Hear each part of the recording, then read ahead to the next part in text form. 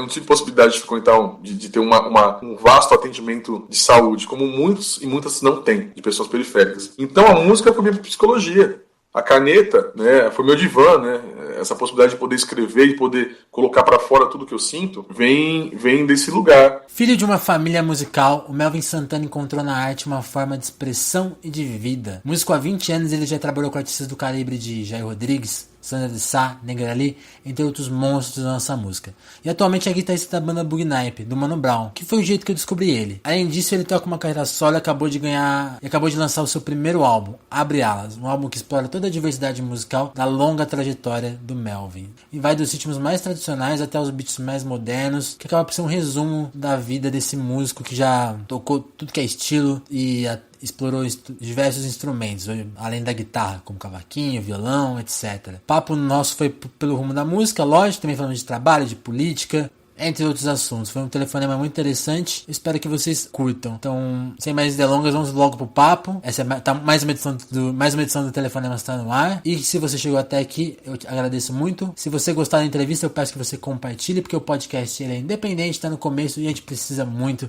seu apoio. Sem mais delongas, vamos pro papo. Conheçam Melvin Santana. Conta a sua origem, assim, na música. E de quebra da sua origem mesmo, né? Já a minha família, desde o período da minha... Aliás, anterior ao período da minha avó, uma família muito musical e de uma cultura rural, cultura popular muito forte, né? Não atrelando o rural ao popular, mas de uma cultura rural, porque minha família é do interior de São Paulo, uma grande parte. Isso falando da parte da família da minha mãe, sem contar a família do meu pai, que também era musical, e a família do pai da minha mãe, que também era muito musical. Então, minha bisavó, ela fazia muitas festas. Uma pessoa muito festeira. Por um acaso, ou não, a minha bisavó chama Maria Augusta Franco, e ela é madrinha de casamento do Seu Osvaldo, que hoje é considerado o primeiro DJ do Brasil, ou um dos primeiros DJs do mundo, né? E eu cresci nas festas dele. Isso sem falta. O seu Osvaldo é aquele DJ que tocava com toca-disco só, que sempre aparece.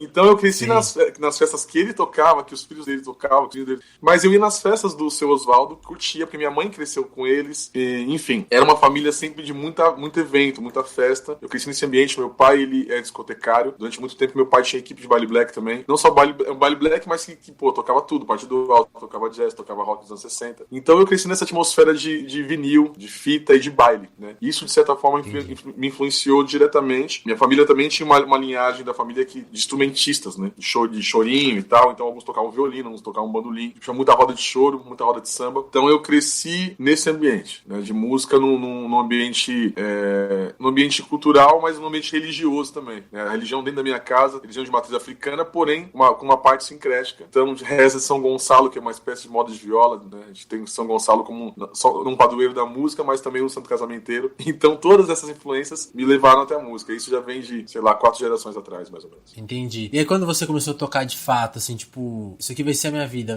não é só uma coisa de família que a gente toca aqui. Tudo bem que seus pais e familiares trabalhavam com música efetivamente, mas quando aí virou trabalho, assim, porque você estava ali vivendo tudo aquilo, mas quando você pegou a guitarra e falou, eu preciso arrumar um trampo com isso aqui, pegar uns shows pra fazer, porque você tocou com a galera, sim, né? Com 8 anos de idade, foi quando eu me vi numa roda de choro dessa de família, num Réveillon, e eu fiquei apaixonado pelo cavaquinho. Não é blasé, falar bem clichê, mas quando eu vi Brasileirinho, né, o chorinho de Valdir de Azevedo, meu primo tio, primo avô tocando, e eu fiquei apaixonado. Eu falei, puta, como que toca isso?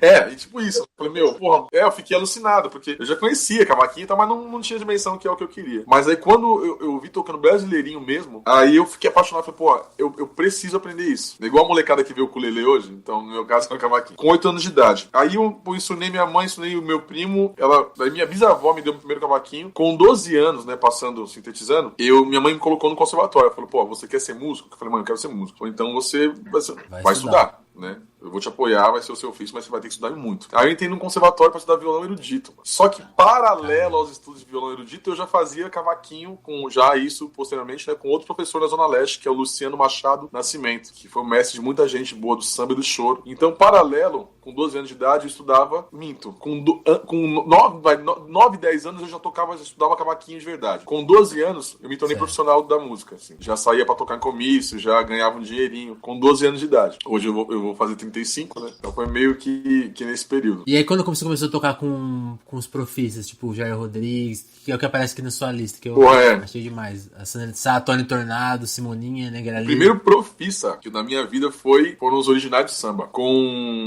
Tocando com outras pessoas, né? Tal, uns 17 anos, mais ou menos, 16. Fazia muito show, frila. Só que aí eu conheci um amigo que ele fazia parte, um vocalista dos Originais de Samba, que é o Alan. Chama de é o Juninho, né? E o Juninho é vocalista dos Originais de Samba, e aí num pagode desses de Lava Rápido, que em São Paulo, em Guarulhos tinha muito, eu já acompanhava os trabalhos dele e tal. E ele falou, pô, vai sair o guitarrista dos Originais de Samba, que então era o Sócrates. Sócrates também foi um guitarrista durante muitos anos, e fazia cover do Tim Maia, foi um dos covers oficial do Tim Maia. E aí ele tava com um problema de diabetes, se eu não me engano, e pô, precisava fazer uma audição lá e indicar alguém. Daí o Juninho me indicou, falou, você toca guitarra? Eu falei, porra, 3 segundos pra falar se eu toco guitarra ou não, né? Falei, toco, mas não tocava nada. Lógico. Não tocava nada de guitarra. Toco pra caralho. Ele falou, mano, faz o seguinte então, ouve o repertório dos Originais de Samba, só que pra minha sorte, meu pai era DJ e eu já conhecia o repertório dos Originais de Samba. De muitos casos que já tinham tocado ou gravado com os Originais de Samba, que eram guitarristas tipo Luiz Wagner, sim, o Jorge Ben mesmo, que gravou várias faixas dos Originais de Samba. Então eu ouvia isso, já era um repertório caseiro, né? Então eu não tocava, mas já conhecia o repertório. E aí, tá bom, daí eu falei pra ele, olha, quando que é a audição? Ele falou, vai ter uma audição no dia X, e aí decora tais músicas aí pra gente tocar lá. Aí eu fui, escolhi um violão, velho, e aí eu escolhi um violão lá, fiquei malhando, aí cheguei no dia, fiz a audição com o violão. Aí os caras falaram, você tem guitarra? Eu falei, olha, eu não tenho, mas eu posso providenciar.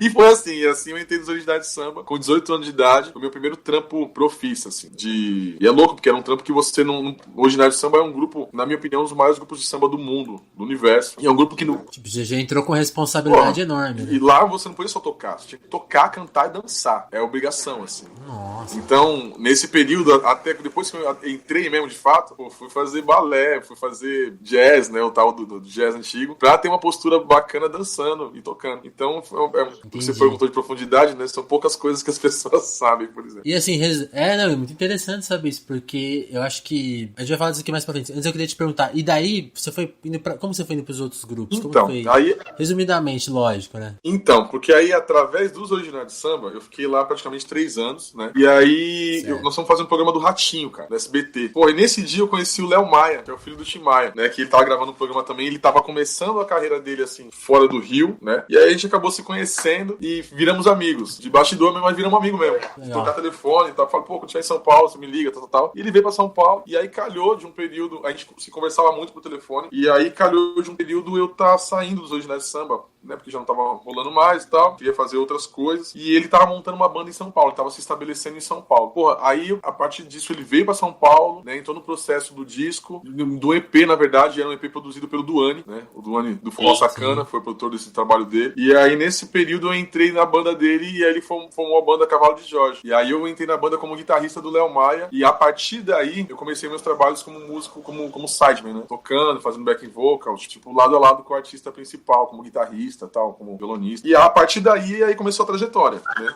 De tocar com outras pessoas, pô, né? Enfim, aí de tocar com os artistas, mas também com determinados artistas, eu trabalhar, fazer parcerias, participações de show, de gravação com artistas mais renomados, né? Mas foi a partir daí que começou mesmo.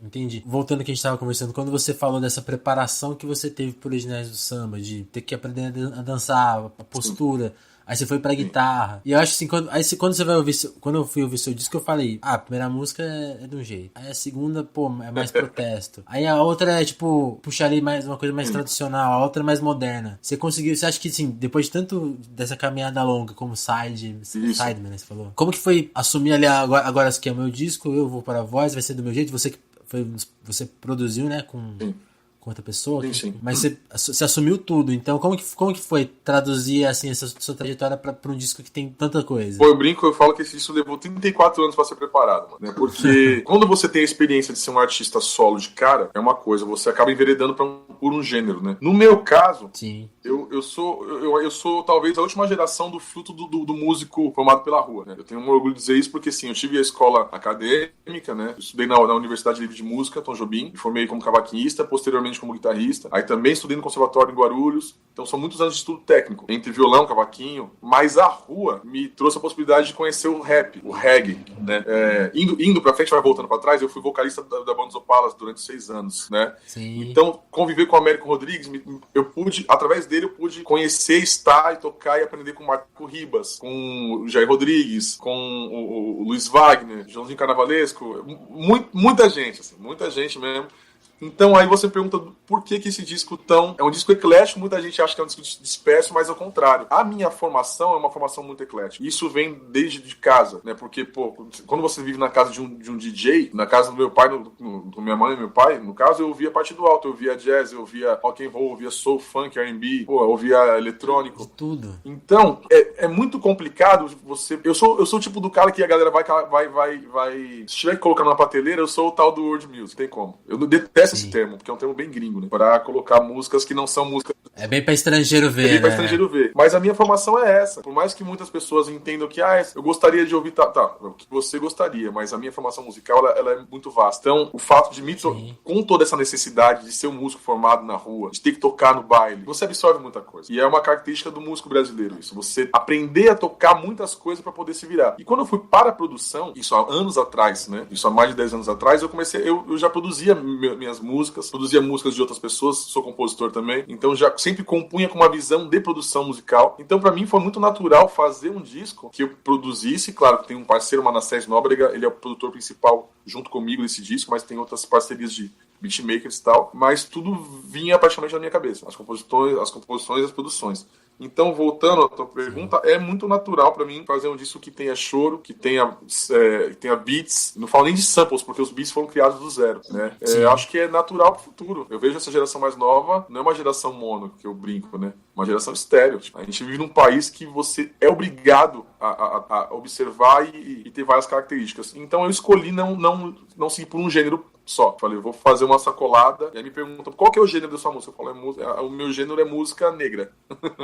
A minha essência é música negra. Se você ouvir tudo que tem lá, é de música negra. É isso. É engraçado, você comentou até que tem gente que fala que é disperso, mas eu acho assim, é ruim quando a crítica vai pra esse lado, né? De, o que eu gostaria de ouvir. Tipo, se você demorar mais um pouquinho e conhecer a sua história, você já entende porque o disco é daquele jeito, né? É muito legal isso. Infelizmente, a gente tá num período que as pessoas pouco se relacionam, né? A gente tem um contato muito rápido, que nem a gente, né, tá aqui. A gente nunca se viu, mas estamos nos vendo, conversando, né, se vendo, bem coisa De Volta para o Futuro, isso em 90, né, 80, 89.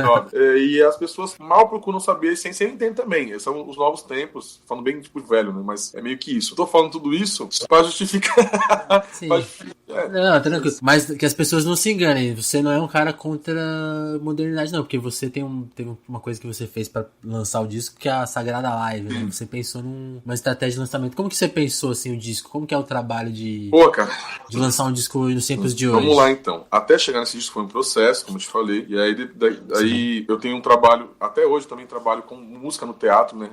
Depois que eu saí da banda Os Opalas como vocalista e guitarrista, eu fiz uma escolha de buscar o teatro pra... E você virou ator, né? Puta, eu fico um pouco com receio de falar, porque eu tenho amigos que são formados, têm formação de ator, mas virei. Se interpretar esse ator, eu virei ator, teatro e de cinema, né? Mais cinema até do que teatro. Né? E seguindo o exemplo do, não é novidade nenhuma, não tô inventando a roda, mas hoje uma pessoa que tem essa atuação muito forte no Brasil é o seu Jorge, né? Até conversando com ele me falou uma parada muito louca, tipo, que ele é mais ator, por exemplo, do que músico, mas aqui no Brasil a imagem do tempo dele, né? Enfim, fui buscar o teatro pra também ampliar a formação da mesma forma lá como eu busquei a dança. E o teatro me trouxe possibilidade de escrever, né, trilha para teatro, de ter um pouco mais de conhecimento, o que é uma opereta, o que é uma trilha, o que é X, Y. E aí, quando eu falo da Sagrada Live, quando eu falo da atmosfera desse disco ele tem um roteiro, né? Então, quando eu penso nessa uma dramaturgia. Quando eu penso nessa dramaturgia, isso acontece no meu disco porque eu adentrei o teatro. E eu aprendi que, eu posso fazer um disco que ele, de fato, conta uma história, que ele tem um começo, um meio e um fim, né? Então, essa possibilidade de integrar gêneros traz, talvez, essa faceta desse disco. Aí você fala da Sagrada Live. A Sagrada Live foi junto com a Noélia Nájera, que é minha produtora, social media, art design, fotógrafa, que é uma produtora artista também, né? E a gente sentiu a necessidade de dialogar com o público de uma forma mais tecnológica. E aí é quando a gente cria a Sagrada Live, que é uma live semanal dentro dos períodos das possibilidades da agenda. É uma live semanal voltada, de fato, para a comunidade artística negra. Porque você tem muitas frentes artísticas, musicais algumas, e frentes musicais né, nas redes virtuais voltadas para o público negro brasileiro, não tem. Onde você pode conhecer novidades de artistas de vários gêneros, não só etnorraciais, não só artistas negros, mas artistas gays negros, negras, artistas transgêneros que trabalham com rap, que trabalham com qualquer tipo de som. É uma frente voltada para a música. Então, o que para mim era uma necessidade de referência, fez com que eu criasse, junto com a Noélia, a Sagrada Live, e a gente tem até hoje convidando semanalmente um artista ou renomado, ou uma artista que está começando, justamente essa possibilidade. Você acha que isso tem dialoga muito com a coisa que você estava comentando antes, de uma necessidade de, nesses tempos, criar mais diálogo, criar mais conversa para entender as pessoas mesmo? Você acha que tem a ver com isso? Tem a ver, sim, e tem muito mais a ver que eu comecei essa luta pensando no gênero musical, da música, né? Porque as outras artes, de alguma forma, elas são mais unidas, porque talvez o mercado seja mais restrito, né? No Brasil, você não tem tanto fomento. Hoje você tem alguns editais. É um caminho mais definido, né? Mais definido. Você tem alguns editais que premiam artistas do teatro, do cinema, mas mesmo assim é uma labuta você trabalhar com cinema no Brasil. É uma labuta você trabalhar com teatro no Brasil. A música, ela é mais ampla nesse sentido. Porém, de qual música a gente está falando? Então, por exemplo, eu sempre fui um artista, querendo ou não, eu sempre fui um artista independente. Nunca dependi de gravadora. Né? Ser independente te faz buscar alternativas, e no meu caso eu nunca acreditei em estar só. Eu sempre achei importante você, do mesmo jeito como eu tive pouco apoio de grandes artistas, tive poucas mãos me puxando, hoje a minha consciência artística é de que eu preciso, se eu tenho um pouco mais de acesso, eu posso criar plataformas para divulgar essa música que não é tão... É muito ouvida, mas não é observada por quem faz. Não tem crédito de quem faz. As pessoas ouvem muito rap, mas não olham para quem constrói a cena do rap. As pessoas ouvem muito soul R&B, muito pop music, que é baseado na música negra desde sempre, mas também não dão crédito, não sabem quem é que fez. Então essa necessidade me levou para esse lugar. Pelo fato de ser negro, não faço só música para negros, né? Para pessoas negras. Minha música, ela é mundial, ouve quem quer, mas ela tem uma essência, tem um viés. E eu costumo me aliar e dar crédito para quem faz, não, ou para mim ou para outras pessoas. É mais com esse olhar mesmo. Agora, eu preciso te contar, assim, que onde que eu descobri? Foi vendo o show do Brown. Sim. Tava vendo ali, e aí falei, pô... E aí o primeiro cara que me chamou a atenção foi ali você, e aí fiquei muito curioso pra saber como que o Brown te acionou, como que foi formar aquela banda, até com o Duane, né, que tá ali, que você já conhecia. Mano... Qual que é a história dessa banda, cara? Porque é uma banda muito legal de ver ao vivo. É muito louco que, ao mesmo tempo que eu tento não ficar protagonizando as coisas, eu tenho essa coisa de assume. De ir pra cima, não gosto de esperar as coisas acontecer. Eu tava no Réveillon com a minha companheira, o ano retrasado, se eu não me engano, né? Acho que a Bugnac vai fazer 2 anos, por aí. E a gente tava no Réveillon, tava na praia, e aí meu primo, que é o Juliano, Big Boss, que é o produtor do Coruja, BC One, e o meu primo, meu amigo, ele me mandou uma mensagem, falou, preciso falar com você urgente. Eu falei, tá, beleza, fui falar com ele. Falei, do que se trata, mano? Ele falou, olha, através de uma pessoa, uma amiga minha, que é a Aninha, que é assessora hoje do Brau, da Bugnac, ela me disse que o Brau precisa de uma banda, né? Porque, enfim, a Bugnac tá aí, enfim, o show precisa acontecer. Eu falei, beleza. Aí eu tinha conhecido a Domênica, que é filha do Brau, através de um espetáculo que eu faço, que é o Farinha com Açúcar, que fala dos Racionais também. E aí ela foi no show, no espetáculo, ele já tinha ido assistir a gente. E aí eu entrei em contato com ela, falei, pô, Domênica, isso assim assado. Meu primo falou que seu pai tá precisando de uma banda. Eu falei, olha, vou marcar uma reunião com a minha mãe, com a Eliane Dias, que é empresária do Racionais, esposa do Brau. Daí eu vim correndo, marcou pro dia 1º de fevereiro, uma coisa assim. Aí nós subimos correndo e tal. E aí faz uma reunião com a Eliane Dias. Daí ela falou o seguinte, olha, a Bugnac tá aí. O Brau tinha acabado de perder a mãe dele, né? Tava no processo. Ele tá num processo lá, só que a gente precisa trabalhar. Caramba, não sabia disso não. Eu tenho esse disco, eu preciso de uma banda, não é muito o meu universo, mas o meu universo é o rap, né? Mas eu preciso de uma banda com instrumentistas. Aí eu falei, isso significa o quê? Que eu tô nesse processo? Eu falei, olha, eu preciso de ajuda pra fazer isso acontecer. Daí eu pensei, pô, eu vou me dispor. Eu falei, eu conheço pessoas, eu trabalhava com produção, eu posso ajudar nesse processo. Então tá bom. Então eu entrei em contato com você. Daí eu falei, beleza. Aí ela pegou e marcou uma audição, e é muito engraçado que eu acabei marcando uma audição com muitas pessoas, mas que eu também ia fazer parte da audição. Então aconteceu isso. Eu reuni muitos músicos, muitos amigos músicos e musicistas e tal. Fui meio que intermédio da Bugnac para essas pessoas. A reunião foi marcada, a audição foi marcada. Aí eu também participei da audição e, pô, acho que 80% dos músicos que eu indiquei, das musicistas, entraram na banda. Fora uma parte da banda que o Brau já tinha com ele lá. Em mente. E foi isso, mano. Depois dessa audição foi formada a Bug Night, a gente foi pro estúdio, se trancou. A gente tinha muito pouco tempo e foi aquele processo do show City Bank Hall, que foi a estreia do show. E, por sorte, né, no final do ano passado, nós fomos premiados com o prêmio PCA de melhor show do ano. Então, esse foi o processo da Bug Night. Então, eu me sinto também criador, de certa forma, desse processo dessa banda, né? Fico muito feliz com isso. E assim, uma curiosidade de ouvir o Bug Night ao vivo é que vocês expandem o disco, né? Tipo, não é aquela coisa, não é... Virou outro som. Como que é esse estudo, assim? Como que é o trabalho de vocês? E como que o Brown influencia nisso? Como que é o diálogo, assim, da banda? Bicho, a grande felicidade da Bug Night, né? Isso eu falei pra Eliane Dias no dia da nossa conversa, e talvez seja um plano geral, ou pelo menos 80% dessa banda, né, que são as pessoas que eu indiquei, tem esse pensamento. Talvez todo mundo tenha se preparado na vida pra chegar naquele lugar. Então, pra mim, foi isso. Eu falei isso pra Eliane, falei pro Brown, falei, olha, eu sinto que eu me preparei a minha vida inteira e tudo que eu ouvi, que eu aprendi a tocar, foi pra chegar e estar nessa banda, pra fazer esse trabalho, esse projeto. Porque é um disco feito, né, do período de 78 a 82, é o período estudado pelo Brown. E não só o Brown, porque esse disco é composto pelo Brown e pelo Lino Cris, que são dois grandes gênios da música brasileira e que talvez pouca gente tenha acesso a esse tipo de genialidade que eles têm. São caras que eles são HDs de música, assim. Eles sabem o disco, o ano, quando foi gravado, a gravadora, qual o local dos Estados Unidos ou do Brasil, os caras sabem tudo isso. E esse processo, o show só teve essa crescente porque todo mundo teve uma visão, principalmente o Brown e o Lino, tiveram uma visão espetacular da coisa. Não foi só um show.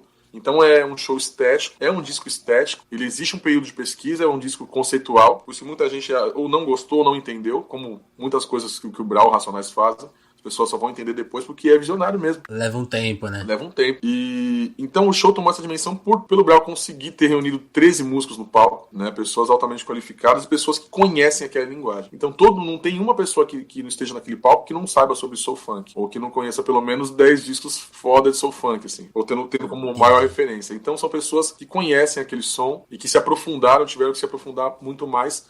E o Brown e o Lino são, como eu falo, são caras que são gênios, assim, né? A gente costuma considerar o Tom Jobim gênio, né? Que não deixa de ser. A gente costuma... Sim. Né? Essas pessoas que, padronalmente... Tem que aumentar esse time, né? Então, que tá, são caras negros da periferia que são gênios. Por mais que ele fale você vai falar pra ele, ele vai falar, não, eu sou um cara de visão. Não, ele é... São caras do nível de um Dr. Dre, por exemplo. São, aqui no Brasil... Sim, ele é bem tranquilo. Eu falo isso com muita segurança. E outro cara dos Racionais que participa do seu disco e acho que tem uma cena muito legal...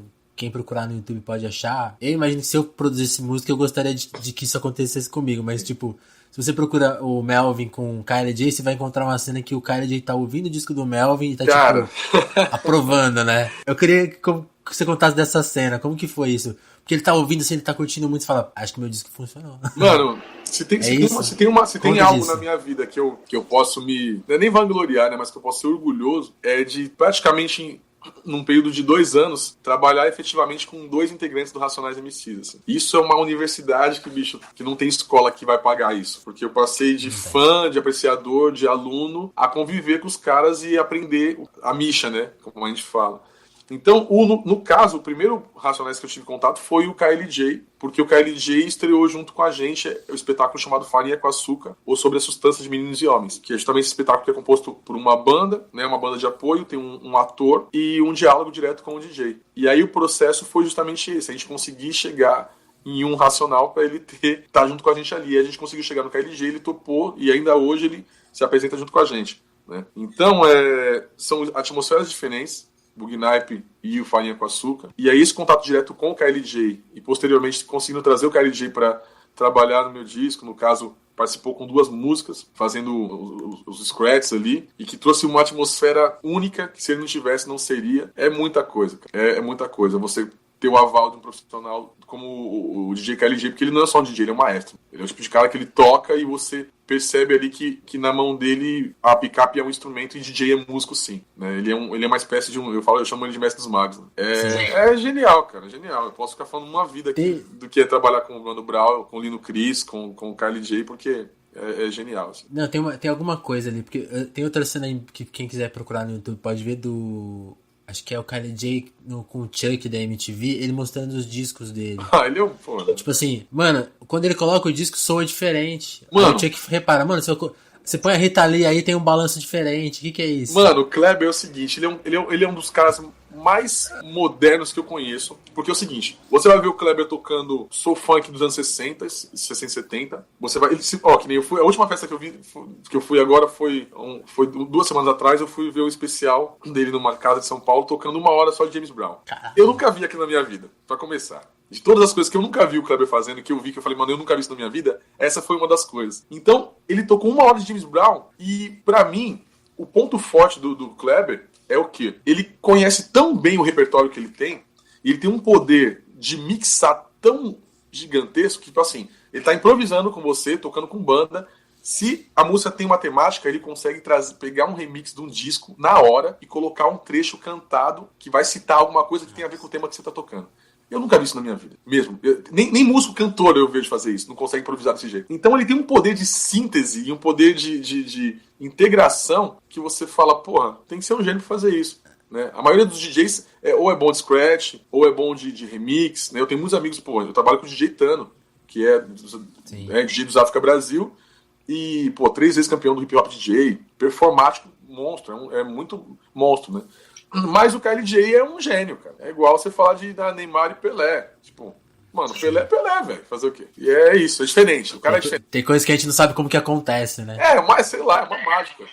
Aí quando você pode conviver, quando você vira fã dos Racionais e tá mais perto desses caras, e, por exemplo, você consegue conversar e depois ir num show, você entende, porque são os quatro pretos mais zica do Brasil, assim. É uma formação que não sei quando vai acontecer isso de novo. Os caras são geniais, os 4, assim. São geniais. Melvin, eu queria comentar, tem um verso que você postou no seu Instagram, que eu queria, pra gente encerrar a entrevista aqui, o papo. Beleza. Eu queria conversar mais com você, mas o tempo hoje tá limitado. Tá tranquilo. E é um verso que eu não sei se tá no seu disco, porque eu só tive a oportunidade de ouvir o disco umas 2 vezes. Tá. Então... Ouça mais, por favor. Não, eu vou ouvir mais. Eu até fiquei ouvindo algumas pra ver se eu achava o verso e não bateu. Tá. Mas é aquele verso, a leveza do recomeço, a arte como prece, oração, identidade, esse sou eu, puro e forte, leve e honrado, curado pela música, resgatado pela ancestralidade. Queria que você comentasse ele, por que curado pela música, por que resgatado pela ancestralidade? O que isso tem a ver com a sua vida? E fala do verso, né, se eu tô errado, de onde que ele apareceu? Cara, você viu isso no Instagram? Isso. Isso, olha, eu tenho como prática, né, e até com a produção a gente tem... Por ter a sorte de ter uma produtora muito artística, as pessoas que se envolvem na minha produção são pessoas que são da arte, a gente costuma sempre aliar fotos com frases, né? E até uma grande amiga me sugeriu isso muito bem. Tem altas fotos suas, aliás. Todas, praticamente, né? Eu tenho uma amiga muito bacana que me sugeriu, escreva e coloque legenda nas fotos, porque a imagem diz muito, mas as palavras também dizem, né? Então, provavelmente, quando eu coloquei isso, foi algum momento de alguma dificuldade, foi algum momento assim difícil. E aí, quando os momentos difíceis aparecem, normalmente eu recorro à arte. Né? Hoje eu falo arte que não é só a música, mas a música é a minha formação primária. E quando eu falo isso de ser curado pela música, é porque não tem como, eu sempre falo isso, mas não tem como não falar de ser um homem negro no Brasil. E ser um artista negro, né, periférico, sai da Grande São Paulo, atravessa a Dutra, Marginal, vai para São Paulo durante a vida toda. Se não fosse a música, eu não teria essa possibilidade. Se não fosse a música, eu não teria a possibilidade de frequentar e viajar e conhecer os lugares que eu conheci, as pessoas que eu conheci. Eu não tive possibilidade de ter psicólogo. Eu não tive possibilidade de frequentar de ter um vasto atendimento de saúde, como muitos e muitas não têm, de pessoas periféricas. Então a música foi minha psicologia. A caneta, né, foi meu divã, né? Essa possibilidade de poder escrever e poder colocar para fora tudo que eu sinto vem desse lugar. E a ancestralidade, eu agradeço porque a minha família é uma família com espiritual muito forte. É uma família matriarca, e sacerdotal também. Tipo, eu tive uma bisavó sacerdotisa, né? Então, música para mim está atrelado à espiritualidade, está atrelado ao meu bem-estar, está atrelado ao meu motivo, ao meu eixo. Então, sim, quando eu falo de cura e ancestralidade, está nesse lugar. É o que me coloca no eixo, é o que me coloca no mundo e é o que me faz expressar o que eu sinto. Me curar, né? É nesse lugar. Tem tudo a ver com o texto de Nascimento, né? Aí você matou a charada. Nascimento é isso. Nascimento é isso. E é o momento que eu encontro a necessidade de fazer um trabalho meu, me renascer dentro da arte, porque também eu vinha no período de crise muito forte. E é um disco praticamente feito sob influência do meu filho, né? Passando muitos momentos com meu filho, eu entendi que eu precisava deixar alguma coisa, né, em palavras. Do mesmo jeito que um dia eu tive palavras e minha bisavó me deixou palavras, meus pais me deram palavras, eu precisava deixar alguma coisa registrada materialmente para que, se eu esteja ausente em algum momento da vida do meu filho, ele possa saber de fato quem eu sou. Eu coloco isso na dedicatória, né? Meu filho possa saber quem eu sou, de onde ele vem nesse sentido, né? E que ele tem ali uma palavra de força e de resistência. Então esse disco Nascimento, ele é pautado nesse pensamento. E você sente assim, a gente tá falando de momento de Brasil, assim, você sente alguma mudança? Como que você sente assim, essas mudanças? Que a gente tá ouvindo falar tanto de retrocesso, tem esse sentimento de passar uma mensagem pro seu filho, tem um pouco a ver com isso, talvez, não? Você fala o meu disco ou o que eu penso? As duas coisas. As duas, né? Coisas? Cara, a minha mente é política, integral, full time, assim. Full time. Porque os meus artistas, eu falo os meus, né? As minhas influências são políticas. Antes de escrever esse disco, eu passei um ano inteiro ouvindo o Ano do Macaco, do Black Alien. Foi a minha escola também. Porque eu sempre amei rap, mas não era MC, né? Então foi um disco, fora Racionais e Black Alien, foi um disco que me fundamentou. E, a minha mente é política o tempo todo. A minha música, ela é um fruto, é minha arma, é minha ferramenta para transmitir para as pessoas possibilidades. Eu procuro não necessariamente ser profético, né? Que eu acho que aí a gente entra num outro lugar. Mas, sob a minha perspectiva, eu procuro, como a gente fala na rua, passar a visão. Para quem, de repente, não consegue chegar ali, visualizar e tal. Então, não tem diferença do Melvin Santana político, do Melvin Santana artista, porque é uma coisa só. Aliás, entra muito aquele lugar, novamente, da produção do disco. Eu acho que a gente precisa aprender a falar de várias línguas, né? De várias formas, várias línguas, várias linguagens. Isso explica um pouco do gênero, e isso explica o fato de eu falar de afetividade, mas de falar de política. Acho que o Brasil está num momento que precisa, assim, de afeto, né, relações de afeto, mas precisa de choque, precisa ser duro com as palavras, e ser duro não é nada mais, nada menos que de usar as palavras que devem ser usadas, né, as palavras literais.